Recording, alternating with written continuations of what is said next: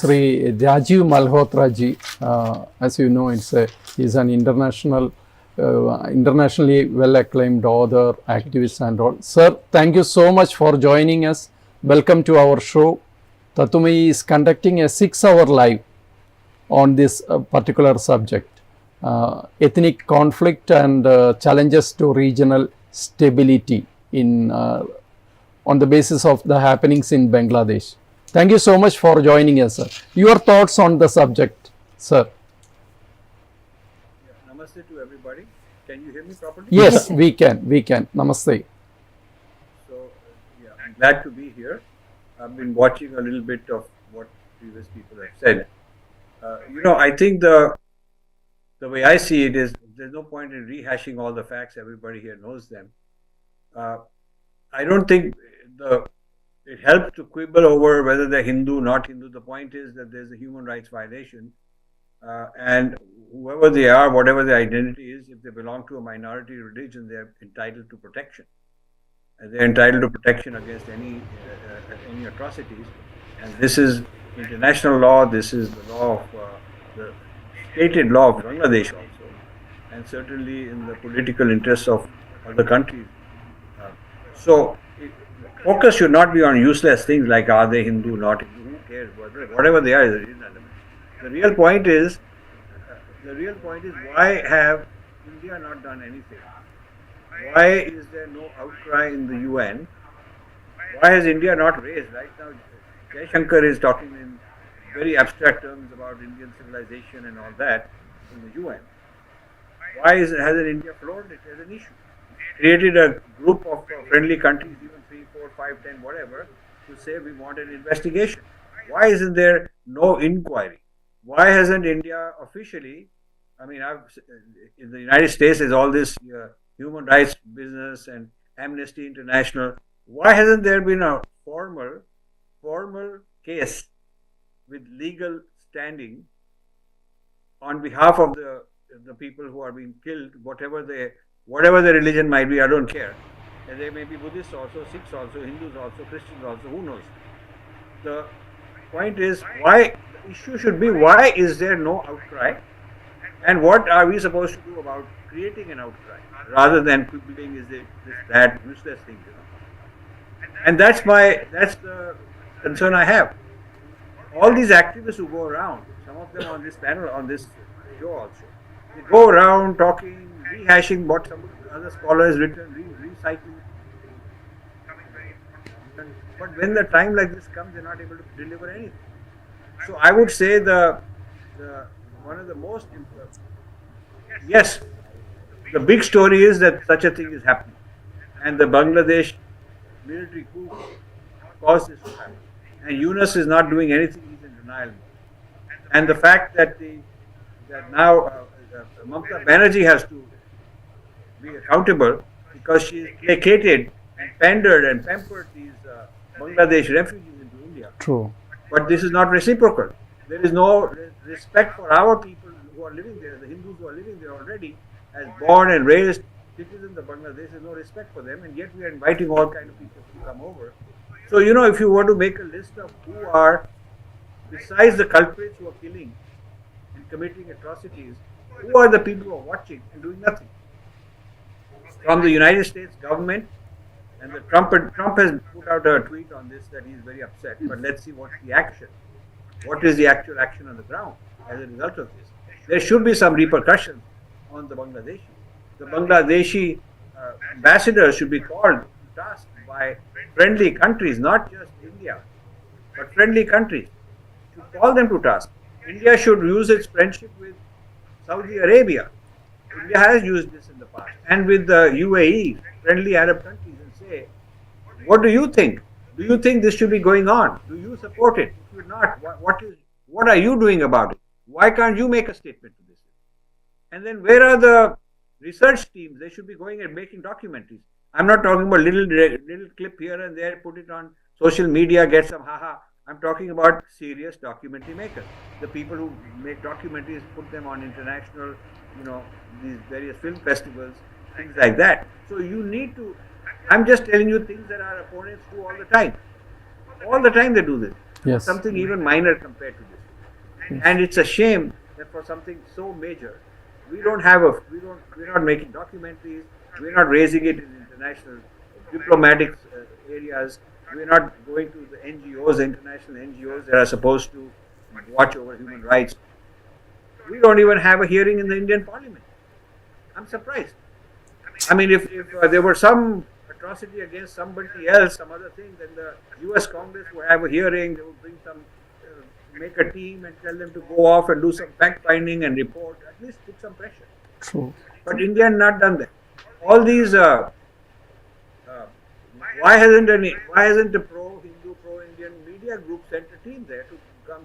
Not just one clip from here, one clip from there, but a full documentary, an investigative report, which looks into the whole history, the details, it turns it into very reliable documentation.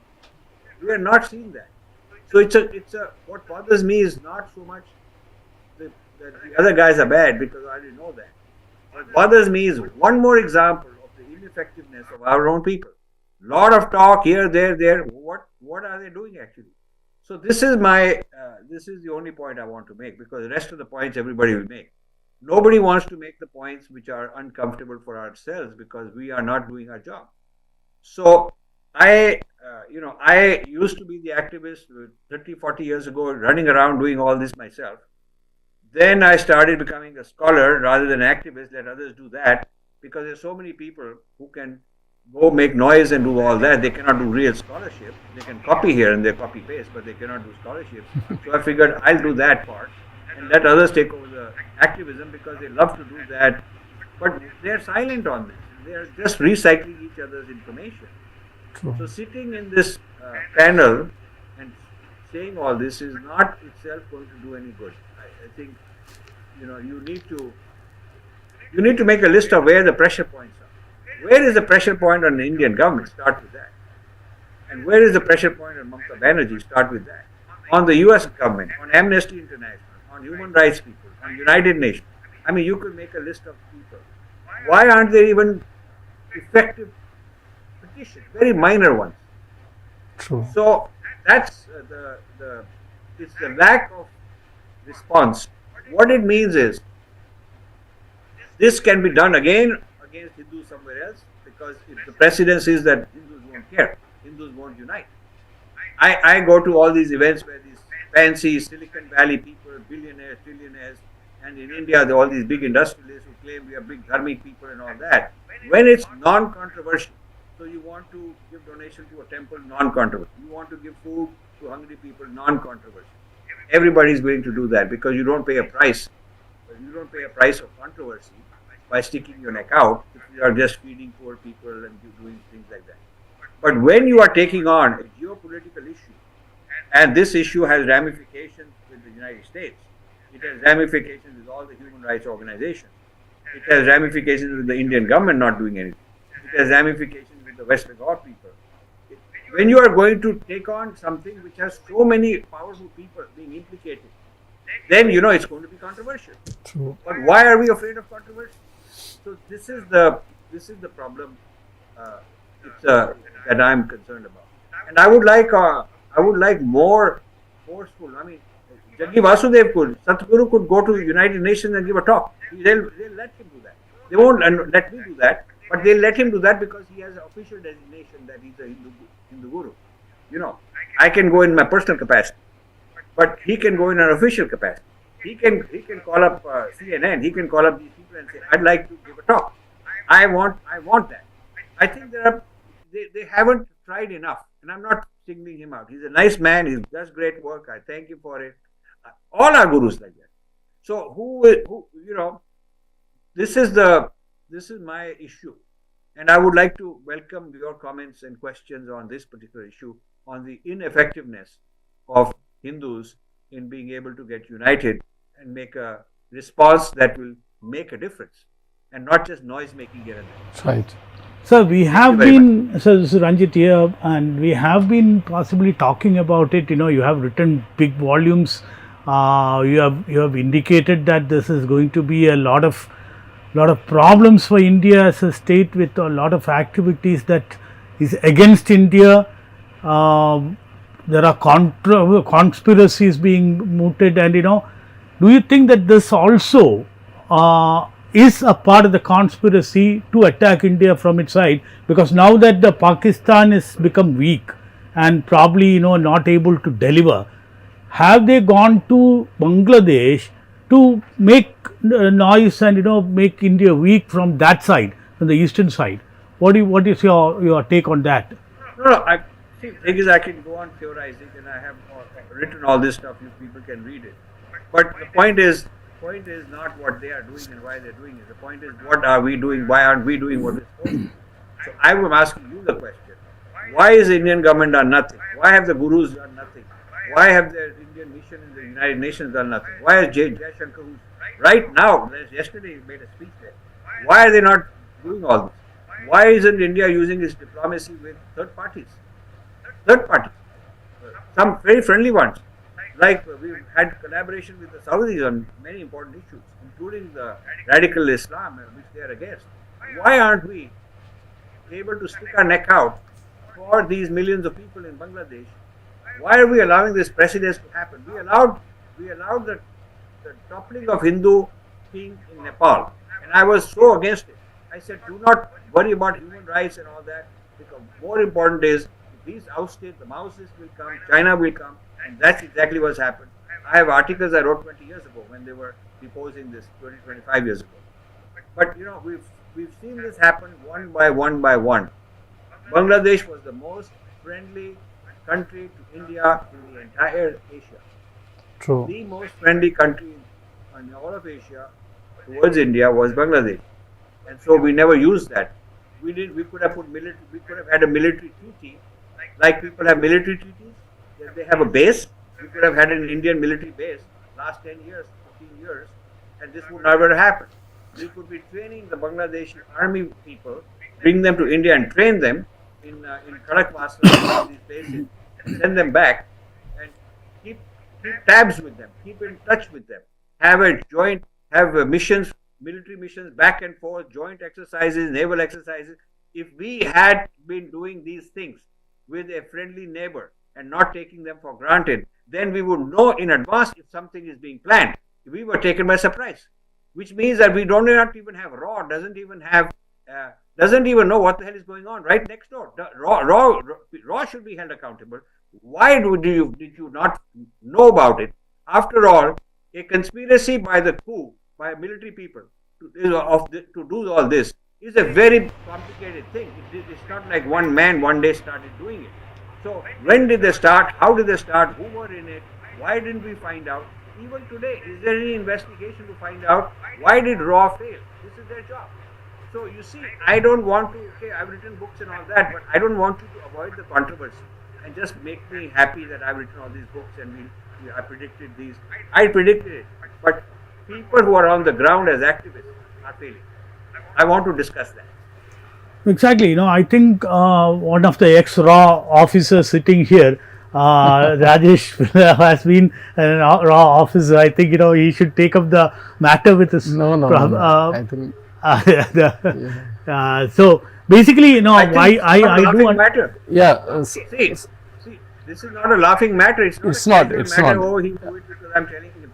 I'm saying RAW should be sitting down. I mean, if CIA failed in some very big coup, if there a coup in Canada, I'm just giving an example, and CIA didn't know a darn thing, then the CIA director would probably resign. He'd probably be called to Congress, US Congress, and said, what the hell happened? Give us a report. Why isn't there no accountability that this is RAW's job? They're supposed to be doing this, and this is the most friendly country. They would not be minding if there were RAW office, not even secret, but actual RAW office. India could have done anything in Bangladesh that it wanted over the last 10 years. You have to now see what all they could have done, should have done that they didn't do. And why have we failed as a nation, failed our best ally? What does it tell the world about India as a reliable ally? Are we a reliable ally? Can we look after such an important country? Bangladesh is a very important country for India. True. And I must say it's the failure of Indian foreign policy, Indian defense policy, Indian intelligence policy, all of these, and also Indian spiritual, religious diplomacy. All of these have failed. And this, every one of them, there needs to be an investigation to see why they failed, who's accountable, and who should be held responsible for this, and what do we do going forward. It's not a minor matter to me. No, That's not, the real work that you guys do. not at all. Not at all a minor matter. These are very uncomfortable questions, but very pertinent questions too. It should be investigated, and we should really know what happened and why it happened. Yes. Why it happened. Yes. Thank you, sir. I would love to, if there is some kind of inquiry body, Yes. and they're looking for someone to come advise and all that, I would love to give my input to that. True. Whether it's a parliamentary body, whether it's some intelligence service, whether it's some diplomatic people or gurus could create this, RSS could create it. I mean, somebody should create an investigative body that will find out why so much failures to understand this, anticipate it, prevent it. You see, if India wanted, India could have prevented all this. Sir, one last question. Sir, one last question. You are very frank in expressing your opinions, and as I said, those are uncomfortable questions also too. You have all the connection with all the establishment, and you mentioned about Jaishankar, you mentioned about RSS, BJP government and all. Did you take up these matters or your thoughts with any of them, and what was the response? Yes. What was the response? Yes. So first of all, I don't have connection. I'm a nobody. I'm a very opinionated individual thinker. Nobody likes to have a critic, and I'm a critic. The reason I don't get into politics is that it will compromise my objectivity. It will compromise my neutrality, my independence, which is what I thrive on, and that's my signature. That I can go be very neutral and very honest. It doesn't matter. I'm not sparing anybody. That's what you need. So it's not like they are very interested in welcoming such an input. They are really not. They're closing ranks and trying to figure out. My guess is that the Indian government has some real concerns about taking on the United States openly. And the reason is that the United States is also needed for defense against China, because otherwise nobody else will defend. We are not able to defend ourselves. No. We call ourselves a superpower. A superpower has to be able to defend itself without help from somebody else. Mm-hmm. A superpower is somebody who can defend itself without depending on anyone else. There are only two countries that can do that: United States and China. They can defend themselves against anybody without relying on somebody to help them this way, that way, sell them weapons, do this. You better not take on a direct attack on the United States on its own territory. Foreign wars are different. But you better not take on the United States attacking US territory. And you better not take on China attacking Chinese territory. These two countries are the only superpowers. The rest are all kind of wannabe superpowers, because they all depend on getting weapons from here, money from here, alliance from here, whatever. And so India depends on a various lot of people. India depends on Israel for things, Russia for things, France for weapons, United States. So the point is that India cannot exercise its muscle this way. But had the intelligence been effective, and had the diplomacy been effective, before this happened, we would have known that they are doing all this. India could have intervened secretly, confidentially with US, with Saudis, with various people, and said, this is our evidence, this is what's going on, this is what will happen, this is why it will be bad for you, not just bad for us, and it will create a big mess in terms of human rights problem, but you should stop it, and these are the reasons that we should stop it, and this is what we want to do, this is what we want you to do. That would have been leadership, and we didn't do that. That's my concern, to investigate the failure on the part of the entire Indian establishment in preventing this from happening. Thank you, sir. Thank you so much for expressing your views so frankly, and thank you for joining us. We will be connecting with you, sir. Thank you. Thank you. Thank you. Namaste. Powered by Jyotis, realizing your dream home. Our ongoing luxury apartments projects are Crown near Karivattam, The Square near UST Global, White Manor near Achigal Ambalatra, and Evergreens Luxury Villas near Tirumala. Call 90482 55599. Jyotis Building Promoters Private Limited, Thiruvananthapuram.